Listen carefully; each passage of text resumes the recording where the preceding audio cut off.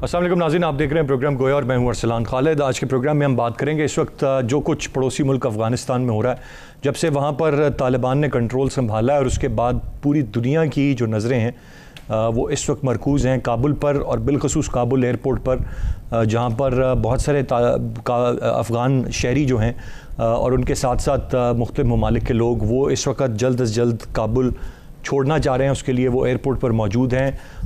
आए दिन हमें जो वाक़यात वहाँ से पता लग रहे हैं, भगदड़ मचती है, लोग किसी भी तरह एयरपोर्ट पहुँचना चाहते हैं, किसी भी तैयारे से, किसी भी प्रवास से, किसी भी मुल्क को जाना चाहते हैं, लेकिन वो अफ़गानिस्तान को छोड़ना चाह रहे हैं। दूसरी जानिब जो तर्जुमान हैं तालिबान के या मुख्तलिफ अफ़गान लीडर्स हैं, उनके बयानात बड़े वाज़ेह हैं और उनका ये कहना है कि समझ से बालतर है कि लोग क्यों ये अफरा तफरी मचा रहे हैं और क्यों वो अफ़गानिस्तान को छोड़ना चाह रहे हैं, जबकि हमने आम माफ़ी का ऐलान कर दिया है और किसी के साथ कोई ज़्यादती नहीं की जाएगी। लेकिन लोगों में खौफ है। बहुत सारे लोगों का ये मानना है कि जो तालिबान आज दावा कर रहे हैं कि वो 1996 वाले तालिबान नहीं हैं, वो तब्दील हो चुके हैं। ये दावा सरासर गलत है। तालिबान तब्दील नहीं हुए, ये सिर्फ महज बयानात हैं और अमली तौर पर वो वही काम करेंगे जो वो माजी में करते आए हैं, वही सख्तियाँ रहेंगी और वो चुन चुन कर उन तमाम लोगों को निशाना बनाएंगे जो नेटो के साथ या किसी बैरून मुल्क जो भी अफ़गान तालिबान के ख़िलाफ़ काम कर रहा था उनके साथ काम करते रहें। इस वक्त जो पॉजिटिव बात पाकिस्तान की तरफ से है वो ये कि अफ़गान तालिबान ने TTP से मुतल्लिक़ पाकिस्तान की शिकायत पर भी एक कमीशन कायम किया। वो मीडिया को भी आज़ाद रखना चाहते हैं, वो ख़वातीन के तालीम के हक़ में भी हैं, उस तरह के तमाम तर बयानात दे रहे हैं। वो इंटरनेशनल मीडिया से भी इंटरेक्ट कर रहे हैं, वो आलमी दुनिया से भी इंटरेक्ट करना चाहते हैं। लेकिन क्या वजह है कि बदएतमादी है इतनी बड़ी तादाद में अफ़गानियों में जो नहीं चाहते कि किसी सूरत भी अब अफ़गानिस्तान में रुका जाए और वो अफ़गानिस्तान को छोड़ना चाहते हैं। इसके साथ साथ पंजशेर का एक इलाका है जहाँ पर अब अफ़गान तालिबान जो हैं वो पेशकदमी कर रहे हैं और जो वहाँ के कमांडर हैं उनका ये मानना है कि इलाका किसी सूरत भी वो तालिबान के कंट्रोल में नहीं देंगे। तो ये वो वाहिद रेजिस्टेंस है जो उन्हें पूरे अफ़गानिस्तान में अब तक मिल रही है, अदरवाइज़ कहीं उन्हें रेजिस्टेंस का सामना नहीं करना पड़ा। फिर अगर आलमी दुनिया की बात की जाए, आलमी लीडर्स की बात की जाए, तो वो भी इस सारे मामले पर अपने बयानात दे रहे हैं। अमेरिका का ये मानना है कि तारीख़ ये बात साबित करेगी कि अमेरिका का वहाँ से निकलने का फ़ैसला दुरुस्त था। साबिक़ बरतानवी वज़ीर-ए-आज़म जो टोनी ब्लेयर साहब हैं उनका ये कहना है कि इनखला का जो इक़दाम था वो इंतहाई अहमकाना था अमेरिका का। तो इस वक्त पूरी दुनिया में एक ही इशू है, पूरी दुनिया की नज़रें एक ही मामले की तरफ है और वो अफ़गानिस्तान है। अफ़गानिस्तान का मुस्तकबिल क्या होगा, उसके ताल्लुकात क्या होंगे। उन्होंने भारत को भी ये बड़ी वाज़ेह तौर पर वार्निंग दी है कि वो अपने मामलात को देखें और अफ़गान सरज़मीन को पाकिस्तान के ख़िलाफ़ इस्तेमाल ना करें। ये भी पॉजिटिव पेशरफ्त। मैं चाहूँगा आज के प्रोग्राम में ज़रा हम तफसील से सारे मामले पर बात करें, जो कुछ हो रहा है अफ़गानिस्तान में, जिस तरह से आलमी बरादरी का रिएक्शन है और ये मामलात किस सिमत में आगे बढ़ेंगे। मैं चाहूँगा इसके अराउंड आज के प्रोग्राम में हम डिस्कशन करें। गेस्ट पार्टिसिपेंट्स का तारुफ कराता चलूँ। प्रोग्राम में हमें ज्वाइन कर रहे हैं ब्रिगेडियर रिटायर्ड साद मोहम्मद साहब, सीनियर तजियाकार हैं। अज़ीम चौधरी साहब हमें प्रोग्राम में ज्वाइन कर रहे हैं, सीनियर सहाफ़ी और तजियाकार हैं। और मुबशर बुखारी साहब हमारे साथ प्रोग्राम में मौजूद हैं, आप भी सीनियर सहाफ़ी और तजियाकार हैं। ब्रिगेडियर साहब, गुफ्तगू का आगाज़ मैं आपसे करूँगा। ये बदला हुआ अफ़गानिस्तान है, बदले हुए तालिबान है। बज़ाहिर for the face of it तो बहुत सारी चीज़ें ऐसी हैं जो माजी में नहीं थी। अब आप क्या समझते हैं, ये for the face of it है या वाकई अब जो रवैया है तालिबान का या अप्रोच है या सोच है उसमें तब्दीली आ चुकी है? देखिए, अफगानिस्तान में जो इस वक्त हालात हैं और वो उसके ऊपर कोई खत्मी अपना तजज़िया देना मेरे लिए बहुत मुश्किल है, क्योंकि अफगानिस्तान में इस वक्त मुकम्मल अमलदारी जो है नहीं आई है तालिबान की। उन्होंने किसी हुकूमत का ऐलान नहीं किया है। जो उनकी बातचीत चल रही है मुख्तलिफ ग्रुप्स के साथ, उसका भी अभी तक नतीजा सामने नहीं आया है। बैनुल अक़वामी उनको अभी तक रिकग्निशन जो है वो अभी तक उनको नहीं मिली है। उनकी इकॉनमी बैठ गई है बिल्कुल, क्योंकि उनके जो फॉरेन एक्सचेंज रिजर्व हैं वो फ्रीज हो गए हैं। अफगानिस्तान के अंदर महंगाई जो है वो बहुत ज्यादा बढ़नी शुरू हो गई है, तो वहां पर हालात ठीक नहीं है। और जो लोग जिनको खदशा है, जिनको डर है कि उनके खिलाफ कार्रवाई होगी, जिस काबुल एयरपोर्ट से ये उनका अंदाजा आप लगा सकते हैं किस तरीके से लोग निकलना चाहते हैं अफगानिस्तान से, तो लोगों में एक डर और खौफ है। और वो खौफ इसलिए है कि इनमें कई लीडर ऐसे हैं जो पुरानी हुकूमत के साथ वापस रहे हैं, जो 1996 से 2001 तक हुकूमत रही है, तो वो उनको एक डर है। हालांकि उन्होंने एक आम माफी का ऐलान भी किया है, लेकिन फिर भी अगर आप वीडियो क्लिप्स इधर उधर देखते हैं तो उसमें कई जगहों पर नजर आता है कि बहुत सख्ती हो रही है, मारपीट हो रही है, जो एक महज़ब माशरे में इस किस्म का नहीं होता कि आप जो पुलिस वाला है या सिपाही है वो उतर के लोगों को मारपीट शुरू कर दे जैसे वो जानवर हैं। तो जब तक तालिबान अपना जो उन्होंने स्टेटेड पोजीशन है, जब तक ये ग्राउंड पे उसकी मैनिफेस्टेशन नहीं आती है, मेरे ख्याल में लोगों को ये डर रहेगा और दुनिया में उनकी रिकग्निशन जो है उस वक्त तक नहीं आएगी जब तक इन्होंने जो कहा है उसके ऊपर अमल ना करें। Rightly said. गुफ्तगू का सिलसिला जारी है, एक ब्रेक की जाने बढ़ेंगे, ब्रेक से वापस आकर मजीद बात करते हैं, साथ रहिएगा।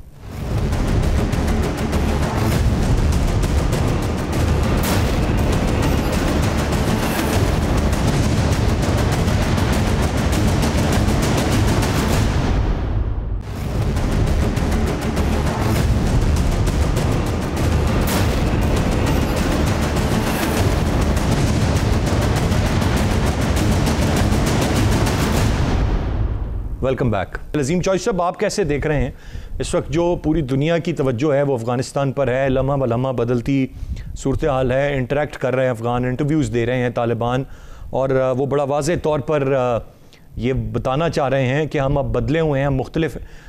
आप एग्री करेंगे कि वक्त लगेगा कि दुनिया इस बात पर यकीन करे, क्योंकि ख़ुद अफ़गान शहरी इस बात पर अभी तक एतमाद नहीं कर रहे? बहुत शुक्रिया अरसलान। दुनिया के तकरीबन 25% ममालिक जो अफ़गानिस्तान के ख़िलाफ़ इस हद तक लड़ रहे थे कि वो कत्ल गारत कर रहे थे, बदअमनी फैला रखी हुई थी, उन्होंने इक़्तिदार उनसे छीना हुआ था और उनकी जान के दुश्मन थे, वो यकलख्त एक लम्हे में किस तरह उनकी तारीफ़ करने के लिए तैयार होंगे, ये बईदस क्यास। ये बात अपनी जगह पर दुरुस्त है कि ये वो तालिबान नहीं हैं जो 79 से शुरू हुए थे और 96 में अपनी पीक को पहुंचे थे। तब मुजाहिदीन से इक़्तिदार तालिबान ने ले लिया था और उनके आपस में जो इख्तलाफात थे वो भी जंगी इख्तलाफात में तब्दील हो गए थे। अब एक तरफ मगरबी दुनिया, इंतहाई एडवांस दुनिया और उनकी ब्रॉडकास्टिंग वो सब प्रोपेगेंडा कर रही है और ये क्यास क्रिएट करने की कोशिश कर रही है कि इनमें कोई तब्दीली नहीं आई हुई। अब तब्दीली वो चेहरों पर तो नहीं लेकर आएंगे, वो तो दाढ़ी रखते हैं, पगड़ी बांधते हैं, शलवार कमीज पहनते हैं, इसमें तो वो कोई तब्दीली नहीं लाएंगे। तब्दीली आएगी तर्ज अमल में, और तर्ज अमल की पहली तब्दीली तो ये है कि वो हॉस्पिटल में जाके, स्कूल में जाके, कॉलेज में जाके ये कह रहे हैं कि ख़वातीन पढ़ाती रहें, अपने काम करती रहें, हमें इस बात से कोई सरोकार नहीं है कि आप घरों से बाहर आ रही हैं, अकेली बाहर आ रही हैं जी। वो आम माफ़ी का ऐलान कर रहे हैं और उस आम माफ़ी के ऐलान के बाद वो 25% दुनिया के ममालिक से ताल्लुक़ रखने वाले लोग या उनके कॉन्ट्रैक्टर वो बिलीव कर नहीं सकते कि तालिबान जो हैं वो यकलख्त इतने तब्दील हो गए हैं कि वो उनको कुछ नहीं कहेंगे। अपने अंदर का खौफ, अपने अंदर की जो गिल्ट है वो उनको मजबूर कर रही है कि वो वहाँ से भागें। कुछ वाकई वहाँ से जाना चाहते हैं, कुछ डर खौफ से जाना चाहते हैं। अगर भगदड़ मचती है काबुल एयरपोर्ट पर तो वो तालिबान तो जाके नहीं मचा रहे, वो तो अमेरिकन फोर्सेस के कब्जे में है, उनको चाहिए वो उसको कंट्रोल करके रखें। उनसे तो अफगानिस्तान का कोई हिस्सा कभी कंट्रोल हुआ ही नहीं, और अब जब वो जा रहे हैं तो वो कैसे कंट्रोल करेंगे? वो तो अपनी जानें बचाने के चक्कर में है। पेशतर ममालिक ने अपने सफारत खाने बंद कर दिए हुए हैं। शायद चंद एक ममालिक जिनके सफारत खाने खुले हैं उनमें सबसे ज़्यादा बेहतर काम हमारे यहाँ सफारत खाना कर रहा है, और रोज़ाना फ़्लाइट्स जो हैं वो पाकिस्तान आ रही हैं। हम उन लोगों को महीने भर का वीज़ा देते हैं कि आप यहाँ आ जाएं और आके यहाँ से आप अपने अपने मुल्कों में चले जाएं। हम ही को इग्नोर किया गया था और हम ही से काम लिया जा रहा है जी। ये एक अजीब सितम ज़रीफ़ी है पाकिस्तान के साथ कि जब कभी ज़रूरत होती है तो पाकिस्तान को मदद के लिए पुकारा जाता है, कभी खामोशी से, कभी ऊंची आवाज़ से, कभी नहीं। लेकिन चौधरी साहब, ये सितम ज़रीफ़ी तो अपनी जगह पर, लेकिन पाकिस्तान के भी तो ये हक है ना कि वो हम कायम रखे पुरअमन अफगानिस्तान। पाकिस्तान को चाहिए, लिहाजा पाकिस्तान भी पेश होता है ये काम करने में। खुद पाकिस्तान की तारीख तो यही बता रही, माजी में तो ये पेश होता है, लेकिन तब भी इंसानी हमदर्दी की बुनियाद पर बहुत सारे काम किए गए थे। आज भी जो 20-25 लाख अफगानी पाकिस्तान में बैठे हुए हैं वो खामखा नहीं बैठे हुए, वो भी किसी वजह से बैठे हुए हैं। उनको भेजने के लिए पैसे चाहिए, हमारे पास तो पैसे नहीं है। यूनिसेफ और यूएन के दूसरे इदारे जो हैं उनको चाहिए कि वो पैसे दें और उनको वापस ले जाएं। दुनिया भर में इसी तरह होता है।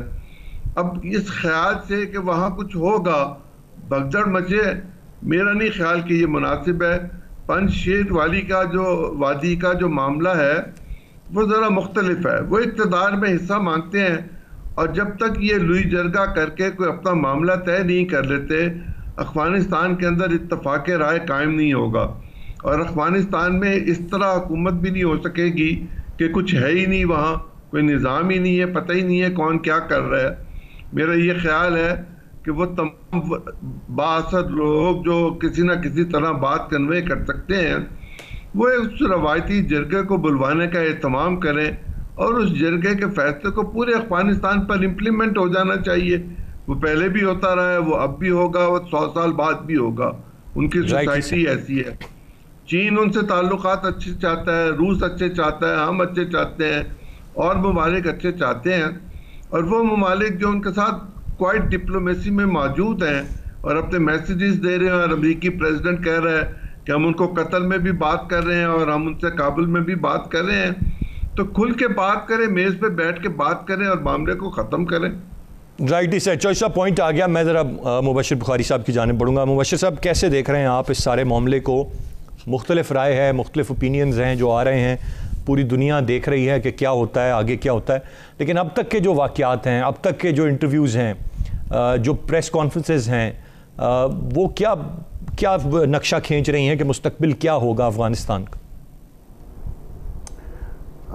देखिए अरसलान साहब, जो मौजूदा सूरत हाल है वो इंतहाई धुंधली है और बिल्कुल ठीक बात है। इस पे जब तक आपके पास फैक्ट्स बिल्कुल नहीं आ जाते उस वक्त तक आप तज्ज़िया भी ठीक नहीं कर सकते और इस वक्त फैक्ट्स की प्रॉब्लम है। ठीक है, तालिबान के स्पोक्समैन जो हैं दो, वो गुफ्तगू कर रहे हैं और दूसरे लीडरान भी अपने स्टेटमेंट इशू कर रहे हैं, जबकि वादी पंजशीर से भी इत्तलात आ रही हैं। लेकिन सूरत हाल आपको मैं अगर हिस्टोरिकल, ये हमेशा स्टनिंग सी सूरत हाल रही है। 2001 में हम एक्सपेक्ट कर रहे थे कि तालिबान जो है वो अच्छी रेजिस्टेंस दे देंगे अमेरिका को, लेकिन वो 1.5 माह में क्या हुआ, वो सारे ही इक़्तिदार छोड़ के वहाँ से इसी तरह निकल गए जिस तरह आज ये 3 लाख की फ़ौज जो जिसे आप कहते हैं अफ़गान आर्मी जो थी वो निकल गई। और ये भी उसी तरीके से सरप्राइजिंगली जो तालिबान जिस तरीके से एंटर हुए हैं और जिस तरीके से नो रेजिस्टेंस वाला मामला आया है, कमोबेश मुझे याद है शुरू में जब मैंने तालिबान रिपोर्ट करने शुरू किया, लाहौर में बैठे हुए थे अगरचे एक अंग्रेज़ी रोज़नामचे में, तो उस वक्त मुल्ला उमर सामने आए और फिर वो एक जुब्बा मुबारक उनके पास था। फतूहात में एक बहुत बड़ी वजह वो जुब्बा मुबारक भी था, चूँकि वो उसकी मौजूदगी में उस वक्त कोई लड़ते नहीं थे। लेकिन अभी तो तालिबान के पास वो भी नहीं और इस दफ़े 3 लाख की फ़ौज भी थी, वो भी बिल्कुल आगे सामने नहीं आई, बल्कि बहुत सारे फ़ौजी तो फ़रार हो गए।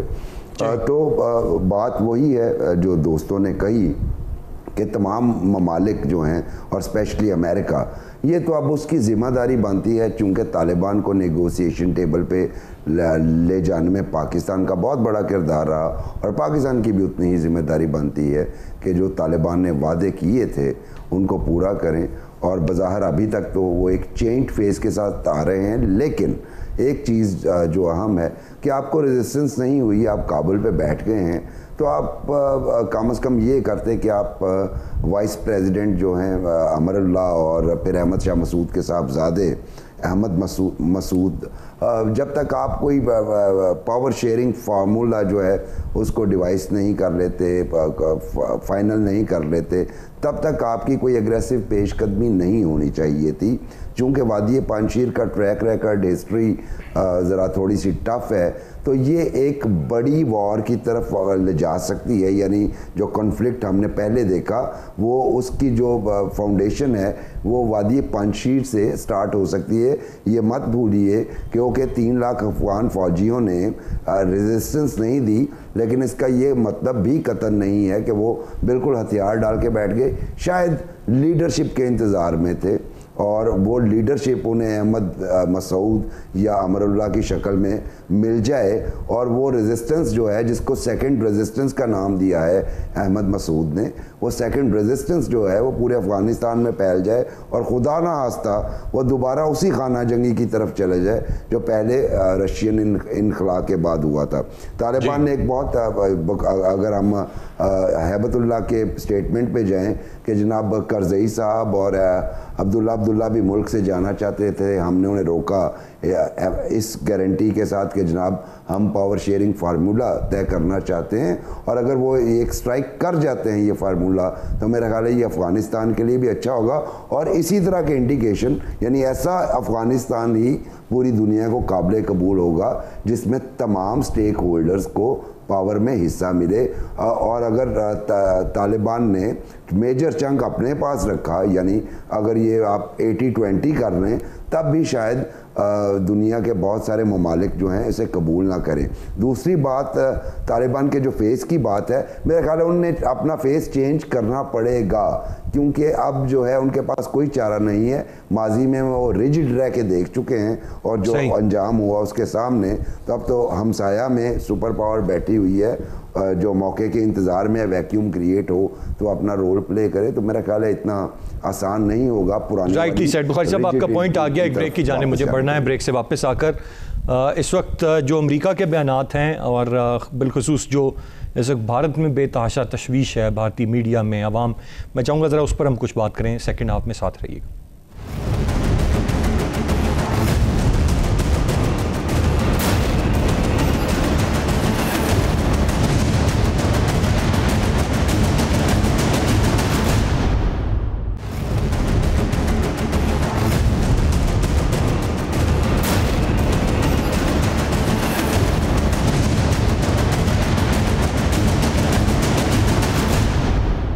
जी वेलकम बैक। ब्रिगेड साहब, मैं आपसे जानना चाहूँगा, इस वक्त जो अमेरिका के बयानात हैं, अमेरिकी सदर जो बाइडन ये कह रहे हैं कि तारीख साबित करेगी कि अफ़गानिस्तान से इनखला का फ़ैसला दुरुस्त था। ख़ुद अमेरिका के अंदर से तनकीद है, मुख्तलिफ़ आलमी रहनुमा इस पर अपनी तशवीश का इज़हार कर रहे हैं कि इंतहाई अहमकाना फ़ैसला था। ओवरऑल ये क्या हुआ कि बहुत जल्दी अमेरिका ने एग्ज़िट किया, या इवेंचुअली ये उसको करना ही था, आज करता या किसी स्टेज पे भी करता, या शायद पहले कर लेना चाहिए था? और ये तालिबान का इस तरह से इक़्तिदार में आ जाना was written on the wall, या ये शायद अमेरिका के लिए भी बहुत अलार्मिंग है और पूरी दुनिया के लिए भी बहुत अजीब है?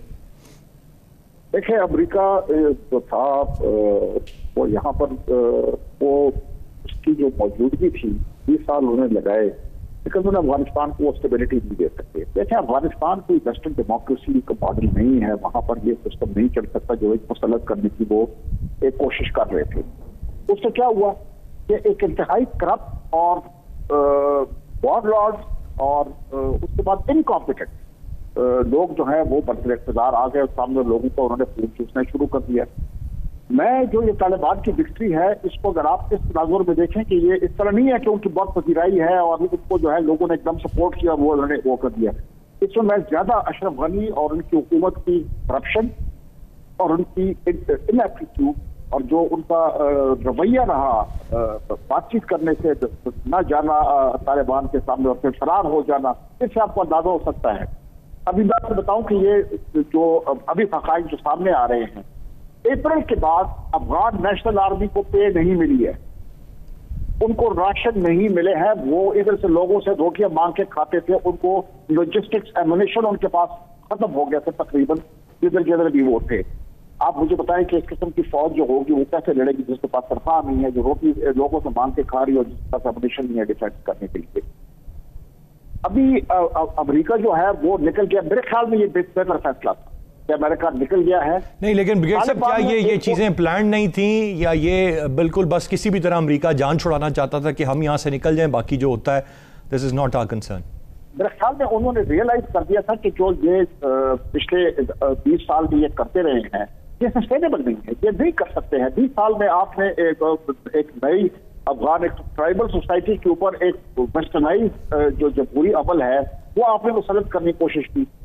जमहूरी अमल के लिए सबसे ज्यादा पॉलिटिकल पार्टी है, वो पॉलिटिकल पार्टी कारजई ने उन्होंने कहा जी अफगानिस्तान में पॉलिटिकल पार्टीज नहीं चलती, आप जो पॉलिटिकल वेस्टर्न सिस्टम इम्पोज कर रहे हैं, पॉलिटिकल पार्टी जो आपका खुद चुना हुआ सदर है वो कहता है कि मैं पॉलिटिकल पार्टी अलाउ नहीं करूंगा, तो ये निजाम किस तरह चलेगा? उसके बाद आप देख लें कि इलेक्शन किस तरह हुए और किस तरह मेरे ख्याल में तारीख में पहली दफा दो बंदों ने बैक वक्त एक हल्फ लिया सदर का, इसमें अब्दुल्ला भी शामिल थे और इसमें अशरफ गनी भी शामिल थे। फिर उन्होंने आपस में फैसला कर लिया, इसके एक औहदा दे दिया, दूसरे को दूसरा औहदा दे दिया। तो ये सिस्टम सस्टेनेबल नहीं था। अमेरिका मेरे ख्याल में अब रियलाइज किया, लेकिन जिस तरीके से वो गए हैं मेरे ख्याल में ये तरीका दुरुस्त नहीं था। उनके पास बेहतर तरीके हो सकते थे, लेकिन आपने कहावत सुनी होगी कि अमेरिका जो है वो सही ऑप्शन पे आने से पहले वो तमाम गलत ऑप्शन एक्सरसाइज करेगा, उसके बाद वो सही ऑप्शन के ऊपर आएगा। तो मेरे ख्याल में यहाँ पर उन्होंने उस जो कहावत है उसको उन्होंने प्रूव कर दिया कि ये उस तरह है। बिल्कुल सही, ये सब पॉइंट आ गया। मैं जरा आगे बढ़ना चाहूंगा। हुकूमत नहीं, अगर इंक्लूसिव हुकूमत नहीं होगी अफगानिस्तान में, तालिबान 90% पश्तून है, पश्तून 38% 40% के करीब लोग समझते हैं कि वहां पर है। 90% अगर हुकूमत करेगी, बाकी 60% की हुकूमत करेगी, ये सस्टेनेबल नहीं है, उनको इंक्लूसिव होना पड़ेगा, अगर ना हुए रेजिस्टेंस होगी। बिल्कुल सही। चौधरी साहब, जो भारत को इस वक्त तशवीश है, मतलब मैं तो कहूँगा कि जितनी आग लगी हुई है और जो उनका मीडिया अगर आप देखें और जिस तरह से वो चीख रहे हैं, वो जायज़ है अपनी जगह पर, या क्या वो भारत के पास क्या ऑप्शंस रह गए हैं, क्या करना चाहेगा? क्योंकि अमेरिका ने तो जो किया शायद उनके पास चारा नहीं था। वो भारत को यहाँ इस खित्ते का चौधरी बनाने के चक्कर में थे। भारत को लग रहा था कि बड़ा इजी एक्सेस है टू अफगानिस्तान। जो हुकूमत थी वहाँ पर इससे पहले वो बड़ी इंक्लाइन थी टुवर्ड्स इंडिया, और अब ऑल टुगेदर उनके लिए पूरा नक्शा ही बदल गया। भारत को तो हजीमत हुई, भारत को तो बहुत जिल्लत का सामना करना पड़ा। वो एक भारी इन्वेस्टमेंट कर रहे थे वहाँ, और उनका ख्याल ये था कि पाकिस्तान की ज़िंदगी को वो अजीरन बना देंगे, मशरिक़ और मगरिब दोनों जानिब से। एक तरफ से तो हम मुकम्मल महफूज हो गए। अब वैसी सूरत हाल नहीं होगी कि अफ़गानिस्तान के ज़रिए पाकिस्तान को उस तरह तंग किया जा सकेगा जैसे कलभूषण की सूरत में किया गया या अदरवाइज किया जा रहा था। दूसरा जो मामला है वो ये है कि अगर चीन वाखान की पट्टी से नीचे आ गया और ईरान के साथ उनके मामला पहले तय पा चुके हुए हैं, और हमारे सी पैक का पता नहीं मुस्तकबिल क्या है, अच्छा है कि बुरा है, कितना काम होगा कितना नहीं होगा, तो चीन के पास तो मतवाजी रास्ता होगा समंदर तक जाने का, और वो रास्ता रूस भी इस्तेमाल कर सकता है, वस्ती रियासतें भी इस्तेमाल कर सकती हैं, और भारत उस सब में से कटा हुआ होगा। भारत को रास्ता तो सिर्फ पाकिस्तान के ज़रिए ही मिल सकता है, और भारत को भी अब अपने बारे में ही सोचना पड़ेगा कि पाकिस्तान के साथ उसने ताल्लुकात किस नौइयत के रखने हैं।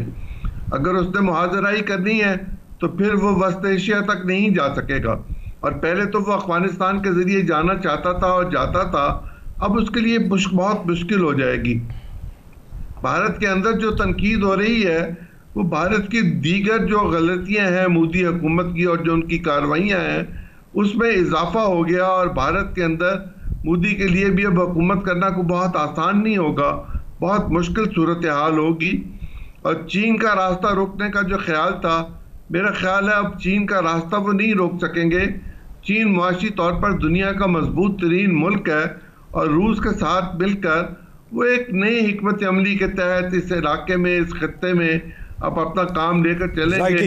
पॉइंट आ गया। मैं जरा मुबश्शिर बुखारी साहब से जानना चाहूंगा। मुबश्शिर, आप क्या समझते हैं, बहुत सारे लोग यहाँ पर बड़े खुश भी हैं जो सारा कुछ अफगानिस्तान में हुआ, ये आइदर वेज खुश हों या ना हों, जो तब्दीली वहाँ पर रूनुमा हुई, ये किसी तरह से पाकिस्तान के फ़ायदे में? जी देखिए, बहुत पुरानी वहाँ पे एक कॉन्फ्लिक्ट तो चल रही थी जिसे आप डिप्लोमेटिक कॉन्फ्लिक्ट कहते हैं, और उस डिप्लोमेटिक कॉन्फ्लिक्ट में आपको याद होगा अमेरिका चाहता था कि भारत का रोल जो है वो एक की स्टेक होल्डर का एक वक्त था जब हमने बड़ा प्रोटेस्ट किया, और उसमें फिर हमारे दोस्त ममालिक ने साथ दिया हमारा। और मेरे ख्याल में अब तक की जो हिस्ट्री है 72 बरस की, अगर आप आउटसाइड इन्वेस्टमेंट देखें किसी भी प्रॉक्सी में, तो शायद इंडिया की सबसे बड़ी जो इन्वेस्टमेंट है वो ये अफ़गानिस्तान में ही हो। आप डजन्स ऑफ वो कल्चर सेंटर्स की बात हम अपने मीडिया पे ही करते रहे हैं, और उसके कुछ एविडेंसेस भी हैं। उसके अलावा जो रॉ की अफ़गान इंटेलिजेंस के साथ नेक्सस था वो भी सामने आता रहा। फिर टीटीपी के हवाले से जो सपोर्ट थी वो भी सारी अफ़गानिस्तान के रास्ते से ही आती थी। उसके अलावा जैसे फरमाया गया ना सिर्फ अशरफ गनी बल्कि उससे पहले हामिद करज़ई, ये सारे टिल्टेड थे टूवर्ड्स इंडिया, जिसकी वजह से इंडिया ओवर कॉन्फिडेंट हो चुका था और उसको यकीन था कि मैं बिल्कुल पाकिस्तान के, चूँकि आपको याद होगा हमारी जो स्ट्रेटजिक डेप्थ थी वो अफ़गानिस्तान में है, तो इंडिया अपने तय हमारी स्ट्रेटजिक डेप्थ को हिट करने के लिए अफ़गानिस्तान में इन्वेस्टमेंट कर रहा था। तो ये जो है ये बड़ा इर्रेपरेबल डैमेज हुआ है, क्योंकि अब जो उधर आएंगे अगर ये पावर शेयरिंग फार्मूला तय हो जाता है तो उसमें भी लीडिंग रोल तालिबान का ही होगा। और तालिबान चूँकि ऑफ कोर्स पाकिस्तान की तरफ नरम गोशा रखेंगे, अगरचे वो पूरी दुनिया से ताल्लुकात के हाँ हैं, लेकिन पाकिस्तान के बगैर शायद अफगानिस्तान में किसी का भी सर्वाइवल, किसी भी हुकूमत का सर्वाइवल साहब आपका पॉइंट आ गया। मैं बहुत शुक्रिया अदा करना चाहूँगा अपने तीनों रिस्पेक्टेबल गेस्ट का। यकीनन इस वक्त जो बदलती हुई सूरत हाल है पूरी दुनिया की तवज्जो उस तरफ मौजूद है और इस वक्त यही एक उम्मीद की जा रही है, जिस तरह से अभी कुछ पॉजिटिव इंडिकेटर्स हैं कि टीटीपी के हवाले से तालिबान ने वाज़े किया, फिर कमीशन कायम किया, फिर भारत को मुतरब्बे किया, तो बज़ाहिर लग रहा है कि अगर वहाँ पर अमन रहता है, खाना जंगी की सूरत हाल नहीं बनती और चीज़ें इसी तरह से चलती हैं, तो यकीनन खित्ते में बेहतरी आएगी, पाकिस्तान के लिए बेहतरी होगी और उम्मीद करते हैं ऐसा ही हो। आज के प्रोग्राम से इतने। अरसलान खालिद को इजाज़त दीजिए, अल्लाह ने के बाद।